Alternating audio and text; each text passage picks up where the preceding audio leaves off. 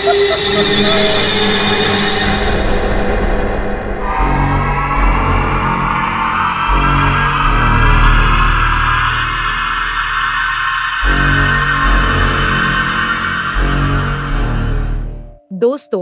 गर्मियों की छुट्टियों के दौरान मेरे दोस्त राहुल और रोहित ने मेरे साथ बिल्कुल नए आईपीएल सीजन को खास तरीके से देखने की योजना बनाई। उसके लिए मेरे दोस्त राहुल और रोहित ने दिल्ली में एक प्राइवेट फार्म हाउस किराए पर लिया और मुझे रात 8 बजे उस फार्म हाउस में उनसे मिलने के लिए कहा। फार्म हाउस बहुत बड़ा था और लगभग 8 किलोमीटर तक कोई भी व्यक्ति नहीं था। उस फार्म हाउस की मालकिन एक दुष्ट महिला थी, जिसके बारे में कहा जाता है कि वो कुछ समय पहले उस फार्म हाउस के अंदर मृत पाई गई थी। लेकिन मैं और मेरे दोस्त उस घटना से बिल्कुल भी नहीं डरे, क्योंकि हम किसी भी अलौकिक चीज में विश्वास नहीं करते थे।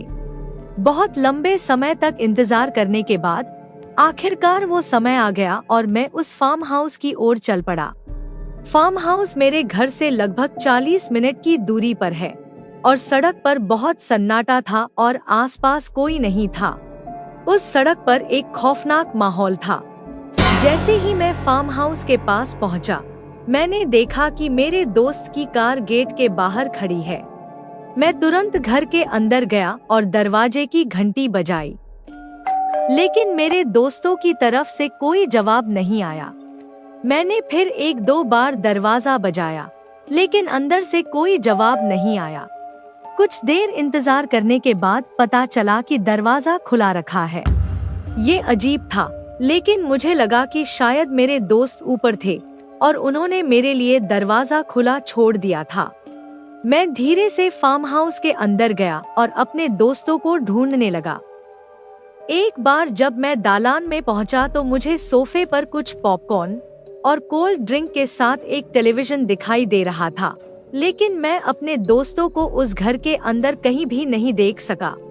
शायद वे कुछ खरीदारी करने के लिए बाहर गए हैं, मैंने खुद से कहा और टीवी देखने बैठ गया। जब मैंने क्रिकेट मैच देखने के लिए टीवी का रिमोट दबाया तो टीवी पर एक अजीब सा चैनल दिखने लगा। कई बार चैनल बदलने की कोशिश करने के बावजूद भी मैं चैनल नहीं बदल सका, इसलिए मैंने वो अजीब चैनल ही देखना शुरू कर दिया। उस चैनल में एक डरावना दिखने वाला घर दिखाया गया था। कुछ देर देखने के बाद मुझे एहसास हुआ कि टीवी चैनल जिस घर का प्रसारण कर रहा है वो वही फार्म हाउस है जिसमें मैं हूँ। मैं बेहद डरा हुआ था और भागना चाहता था। मैंने राहुल को कॉल करने के लिए फोन निकाला तो देखा कि उस घर के अंदर कोई सिग्नल नहीं है। घर बेहद शांतिपूर्ण था, फिर भी बहुत डरावना लग रहा था। कुछ देर वहां बैठने के बाद मेरे सब्र का बांध टूट गया और मैं अपने घर वापस जाने लगा। लेकिन जब मैं जाने लगा तो मैंने टीवी पर कुछ ऐसा देखा जो बेहद डरावना था, जिसे मैं हमेशा के लिए नहीं भूल सकता हूँ। मैंने टीवी के माध्यम से फार्म हाउस के बाहर एक खौफनाक महिला को देखा। वो एक राक्षसी की तरह लग रही थी और बुरी तरह मुस्कुरा रही थी। मैं डर गया और तुरंत चैनल बदलने की कोशिश की। जब मैंने चैनल बदला तो मैंने एक और परेशान करने वाला दृश्य देखा, जिसने मुझे जीवन भर के लिए सदमे में डाल दिया। मैंने अपने दोनों दोस्तों राहुल और रोहित को फार्म हाउस के अंदर एक कमरे में मृत देखा। इस बार टीवी अचानक बंद हो गया और इस बार उसने मुझे एक और डरावना दृश्य दिखाया। मैं खुद को टीवी पर देख सकता था और मेरी पीठ के पीछे वही डरावनी महिला बुरी मुस्कान के साथ थी। मैं बहुत डर गया और धीरे से अपनी आंखें बंद कर ली। ऐसा लगा जैसे मेरे दिल ने 1 सेकंड के लिए धड़कना लगभग बंद कर दिया और डर के मारे मेरे पैर कांपने लगे। मेरा दिल तेजी से धड़कने लगा और मुझे समझ नहीं आ रहा था कि मैं अपनी आंखें खोलूं या नहीं। बहुत देर तक अपनी आंखें बंद करने के बाद मैंने अपनी आंखें खोलने के बारे में सोचा, क्योंकि कुछ भी भयावह नहीं लग रहा था। जब मैंने धीरे धीरे अपनी आंखें खोलनी शुरू की तो मैंने देखा कि वही महिला मेरे चेहरे के ठीक सामने एक दुष्ट मुस्कान के साथ है। मैं डर के मारे चिल्लाया और तुरंत बेहोश हो गया। 1 महीने बाद जब मेरी आंख खुली तो मैं खुद को एक अस्पताल में देख रहा था।